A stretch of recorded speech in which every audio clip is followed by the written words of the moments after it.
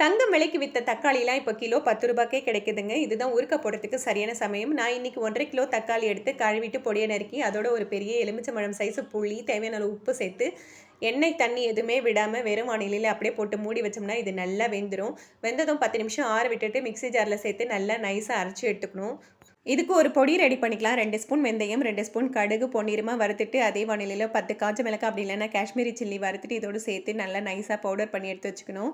ஒரு வாணலியில 100 எம்எல் எண்ணெய் விட்டு நம்ம அரைச்சு வச்சிருக்க தக்காளிய சேர்த்து கலந்து விட்டுட்டு, இந்த மாரி பபுள் வரும்போது மேல தட்டு போட்டு மூடி, ஒரு 1/2 மணி நேரம் ஸ்லோ ஃப்ளேம்ல வச்சு வேக வச்சுக்கலாம். இதுக்கு ஒரு தாளிப்பு ரெடி பண்ணிக்கலாம். எண்ணெய் விட்டு கடுகு, வெந்தயம், பொடியா நறுக்கின பூண்டு, கறிவேப்பிலை, பெருங்காயத்தூள், காஞ்ச மிளகாய் இது எல்லாத்தையும் சேர்த்து நல்லா பொரிய விட்டுட்டு, அடுப்ப ஆஃப் பண்ணிட்டு, நம்ம அரைச்சு வச்சிருக்க பொடி இதோட சேர்த்து கலந்து விட்டுட்டு, தக்காளி ஊறுகாவோட இத சேர்த்து மிக்ஸ் பண்ணிக்கலாம்.